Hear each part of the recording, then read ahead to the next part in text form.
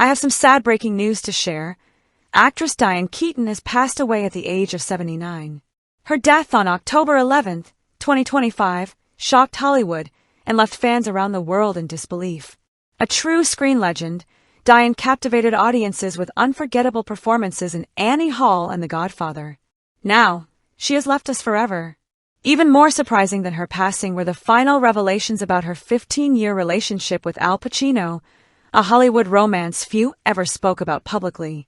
Before her final moments, Diane opened up about the years she spent with Pacino and the painful reasons behind their breakup. Despite standing by him through tough financial and career struggles, he never agreed to marry her. Secrets remained hidden for years. Unspoken conflicts, accumulated disappointments, and simmering pain were all candidly shared by Diane. What were the harshest truths behind what appeared to be a dream romance? Today, let's uncover the full story. In 1971, a young and relatively unknown Diane Keaton arrived at a casting party in Harlem, New York, full of nervous excitement.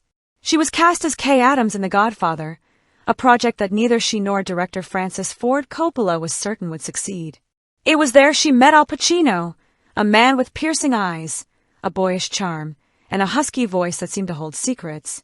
Diane quietly observed him from across the room, her heart fluttering unexpectedly. He's a brilliant madman, she thought, a lost child trapped in an adult's body, passionately telling stories with wild gestures. Al, 31 at the time, was fighting to keep the role of Michael Corleone, a role that would define his career. The spark between them ignited even before filming began. But Diane, shy by nature, kept her feelings hidden, like a precious gem tucked away safely. Days on The Godfather set past like a surreal dream. They shared fleeting moments, brief glances, short chats between takes, and worried together that the film might fail. At night, they would sit in a small Manhattan bar, drinking and laughing to ease the tension. "If this movie flops, what do we do next, Diane?" Al once asked, his voice playful yet sincere. Diane only smiled, saying nothing. But inside, a quiet fire was kindling. She loved how he spoke endlessly, lived passionately for his art, and made her feel special, even through a joke. Yet that love was a gentle intoxication, not enough to bring them fully together. It wasn't until 1974, on the set of The Godfather Part 2, that their romance truly took off. One late Manhattan evening, after a long day filming, Al invited Diane to a small restaurant. Under soft lighting, and with glasses of red wine between them, he looked at her with tenderness. "Diane, do you know how special you are?" he asked, his husky voice revealing something deep. Her cheeks flushed, heart pounding. That night, their conversation went beyond movies. They shared dreams, fears, and laughter over small things. From that moment, they quietly began dating, away from the spotlight. Like two artists finding each other through life's tangled lines, their relationship was far from a typical Hollywood romance with premieres and magazine covers. Instead, they connected in simple, intimate moments. Evenings at Diane's California apartment, Al lounging on the sofa, talking about his theatrical dreams, while Diane listened with a genuine smile. Walks along the beach, swapping favorite books, debating future films. Diane adored Al's free spirit, how he threw himself into each role as if it were his last breath. But she also sensed an invisible distance. Al was like the wind, always moving, never staying long enough to truly belong. The 1980s brought new challenges. Diane, riding high on the success of Annie Hall and Baby Boom, was at the peak of her career. Yet her dream of a family grew stronger. She wanted a home filled with children's laughter and a partner ready to commit. But Al, ever the free spirit, seemed unable to meet those hopes. "I don't know how to be a husband," he once half-joked, half seriously, when Diane tried discussing their future. Their relationship was marked by emotional breakups and passionate reconciliations. Diane remembered nights when Al would suddenly show up with a bottle of wine and a mischievous grin, as if no time had passed. Yet each time, she wondered if she was ever truly the only one in his heart. In 1989, while Al was filming in Rome, Diane received a handwritten letter from him. The hurried scrawl on hotel stationery carried immense meaning. "Diane, I love you forever." She clutched the letter, heart skipping a beat. It was one of the rare moments when Al openly expressed his feelings, no jokes, no evasions. Diane treasured it, reading it over and over, searching for a promise of what might be. But deep down, she knew Al's forever wasn't a promise of marriage or family. It was the love of an artist, beautiful but fragile, like an unfinished poem. Their biggest conflict was about commitment. Diane, now in her 30s, could no longer wait. She longed for the stability and home life Al couldn't seem to offer. Conversations about marriage ended in heavy silence. "Al, have you ever thought about a life together?" she asked, voice shaking. He only looked at her with pain-filled eyes, silent. Rumors swirled about Al's closeness to other women, though none were confirmed. Diane tried to ignore jealousy, but doubt crept in, fracturing the perfect picture she'd painted of them. Yet she never gave up on him. During this time, she also witnessed his financial troubles. When Al's $50 million fortune nearly disappeared, he spent extravagantly, buying multiple cars and cell phones, splurging on landscaping, while employing an accountant later convicted of fraud. Diane couldn't stand by and watch him struggle alone. Silently, she lent him money to keep his lifestyle and morale afloat. More than that, she encouraged him to keep acting, reminding him of his talent. In rare moments, Al showed gratitude. "Diane, you're the only one who never abandons me," he said once, sitting together in a small cafe, eyes, for the first time, steady and sincere. Those moments made Diane believe their love, flawed though it was worth fighting for. With her support, Al regained his footing and took roles to stabilize financially, including parts in Jack and Jill and other projects. By 1990, during the filming of The Godfather Part 3, Diane faced reality. She could no longer wait for an uncertain future. One evening in her New York apartment, she looked Al in the eyes. "Al, either we get married, or this ends," she said firmly, though trembling inside. A heavy silence followed. Al said nothing, eyes full of pain. Diane already knew the answer. She left that night, leaving behind the dream of a family with him. Their breakup was quiet, without drama, but Diane's heart shattered. "I love him, but I can't wait forever," she thought, stepping into the cold night. After their relationship ended, Diane and Al became almost strangers. At the Godfather events, they would avoid each other, as if the mere presence of one brought back too many painful memories. On one occasion, at a premiere, Diane spotted Al from a distance, still wearing that boyish smile, and her heart ached. They had once shared drinks to escape pressure, fearing the film might ruin their careers. Now, they were just echoes of a past life. Diane never harbored hatred toward Al. She kept the letter he sent from Rome, reading it on lonely nights and smiling whenever his name appeared in interviews. "He was the love of a chapter in my life," she told herself, striving to move forward. After her relationship with Al Pacino, Diane Keaton never married. Instead, in the 2000s, she adopted 2 children, Dexter and Duke, and built a small, loving family with her own hands. Keaton has shared that motherhood brought her joy and balance, revealing parts of herself that acting never could. Meanwhile, Al Pacino led a private life with several relationships, including with Beverly D'Angelo and Lucilla Pollock. He is the father of 4 children, among them Julie Marie, Anton James, and Olivia Rose. More recently, in 2023, Pacino welcomed a son named Roman at age 83 with his girlfriend, Noor Al-Fala. Despite his age, Pacino continues to embrace new experiences in life, crafting an image both legendary and deeply human. In his memoir, Sonny Boy, Pacino reflects extensively on his 15-year relationship with Diane Keaton.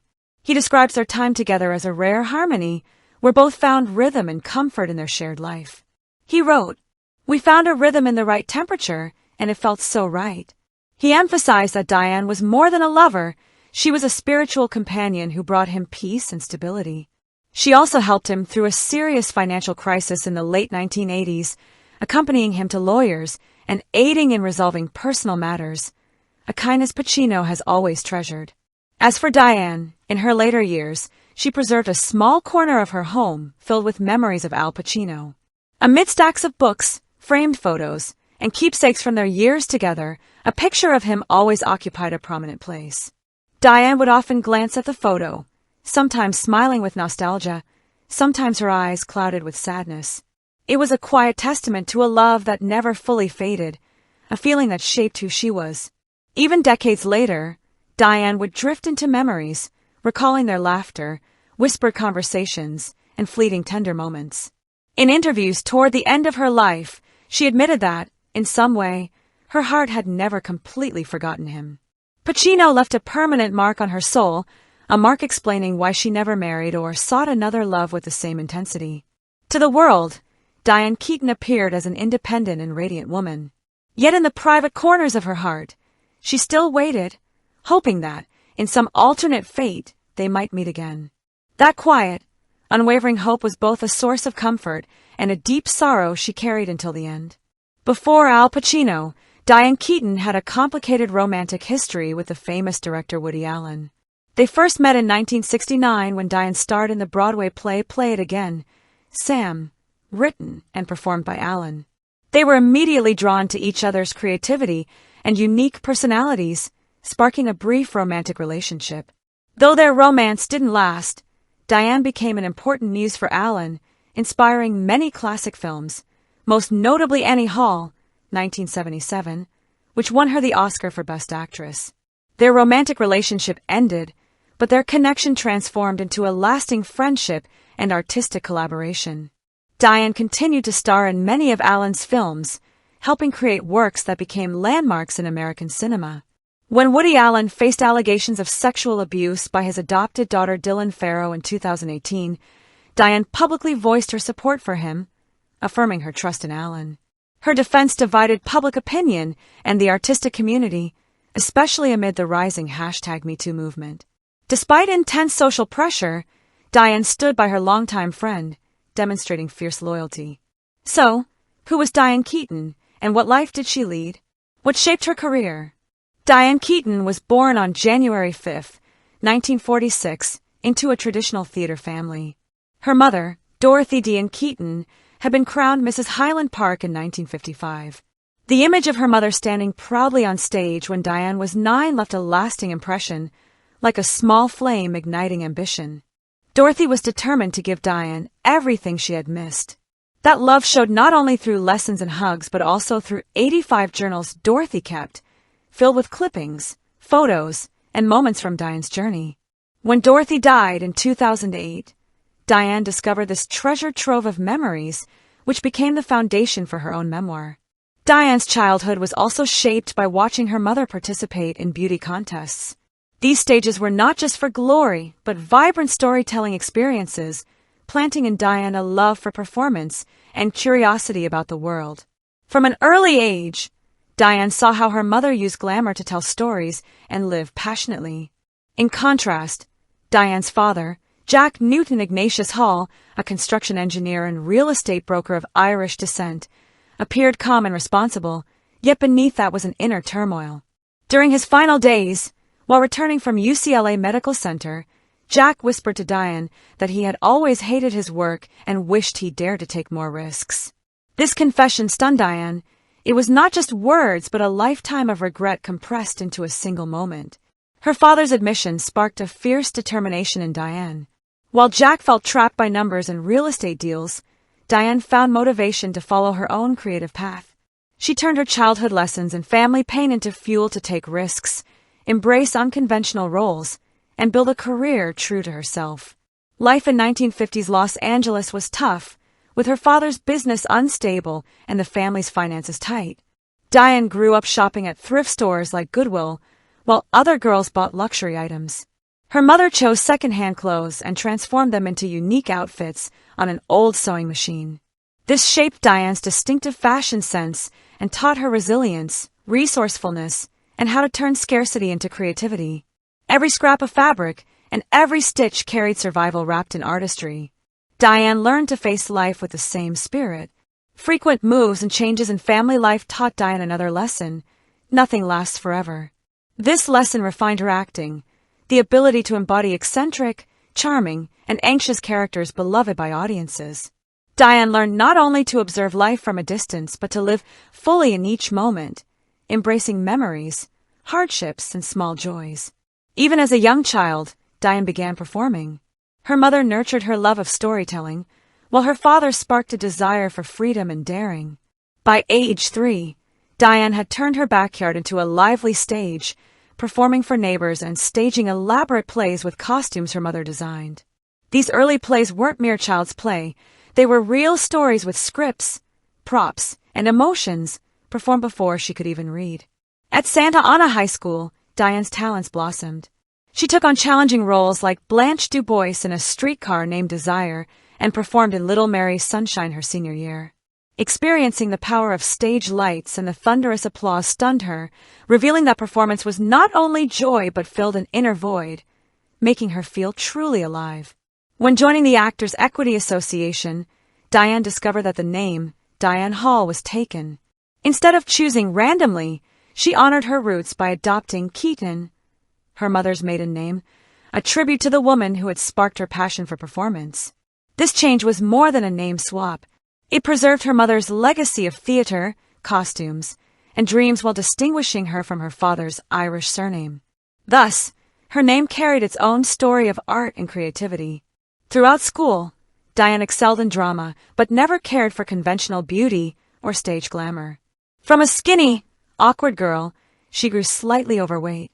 Rather than hide, Diane used clothing as armor, white lipstick, black fishnet tights, anything to make herself less invisible.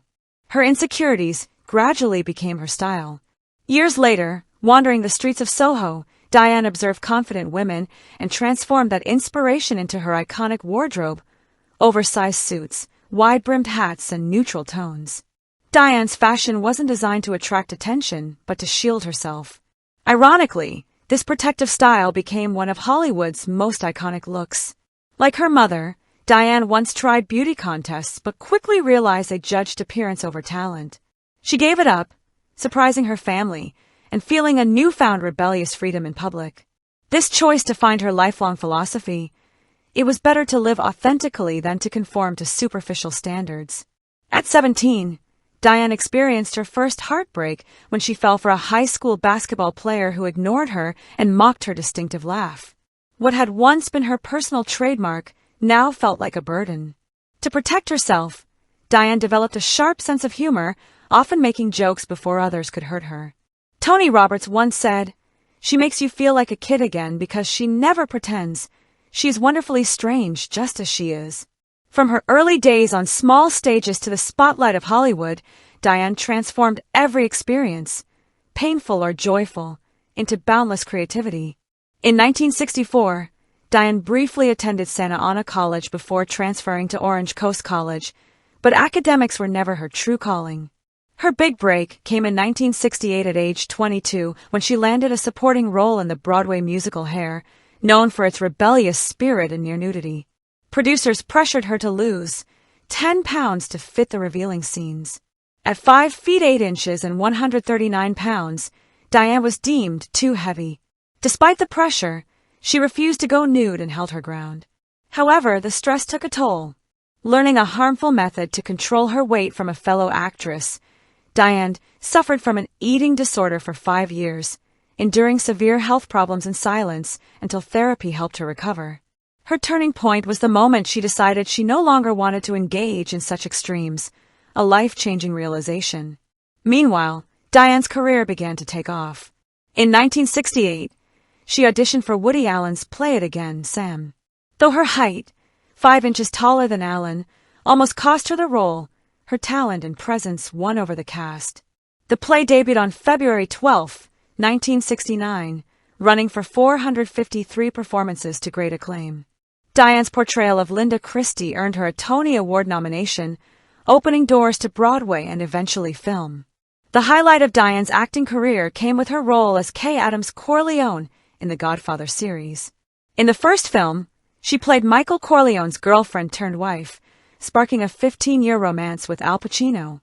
In The Godfather Part 2, her character evolves into a mother of two, grappling with Michael's dark transformation. Diane skillfully portrayed Kay's psychological journey, from love to disillusionment and resolve, adding rich depth to the role. By The Godfather Part 3, Kay has divorced and seeks to rebuild her life, though she remains haunted by her past and the Corleone legacy.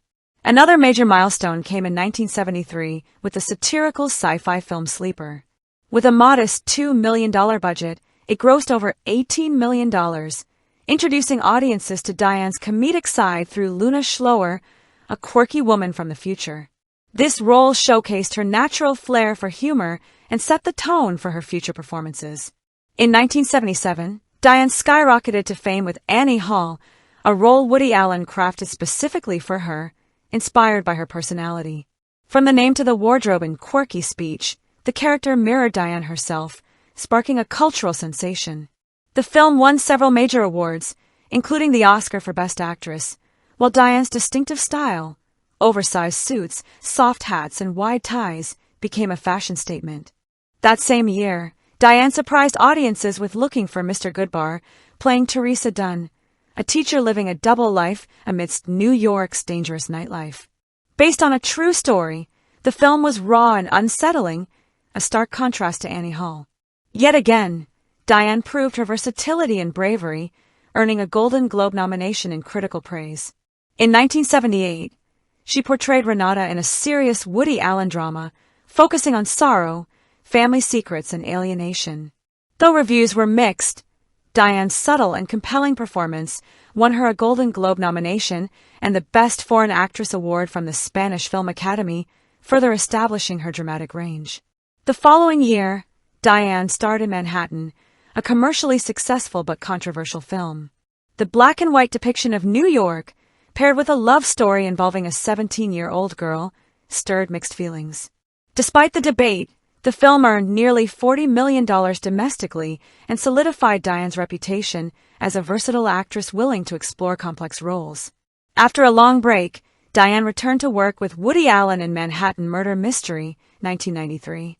Initially offered to Mia Farrow, Diane stepped in due to personal issues in Allen's life.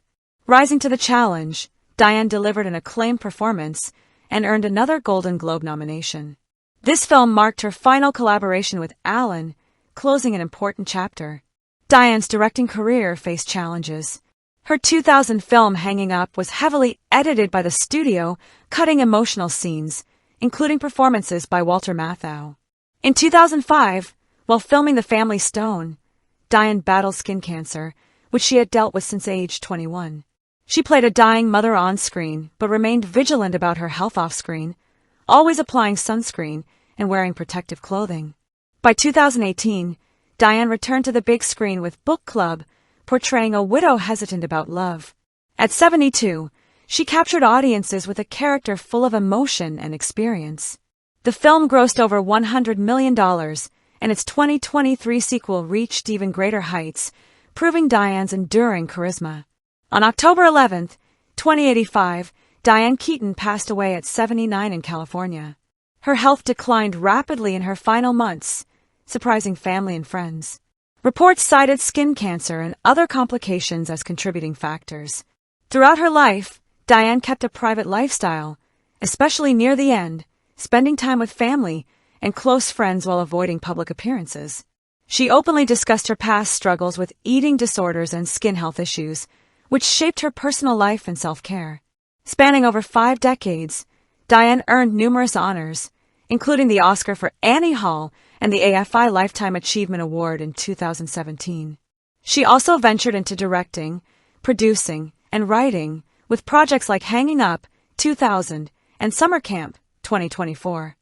Known for her independence, Diane never married but adopted 2 children, Dexter and Duke.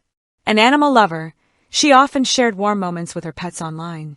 In her final year, Diane realized a lifelong dream by releasing her debut single in 2025. After her passing, tributes poured in from stars like Bette Midler, Steve Martin, and Goldie Hawn, who praised her as a fashion and comedic icon, a loyal friend, and a unique talent. Diane Keaton's legacy lives on in the hearts of cinema lovers worldwide. In many interviews, Diane fondly recalled her relationship with Al Pacino, from their early days on The Godfather to their lasting friendship. She spoke with respect and admiration for his dedication, talent, and independence. Their story offers a warm, complex glimpse into the bond between 2 Hollywood legends, leaving fans wondering, was it love or a profound companionship built on mutual respect?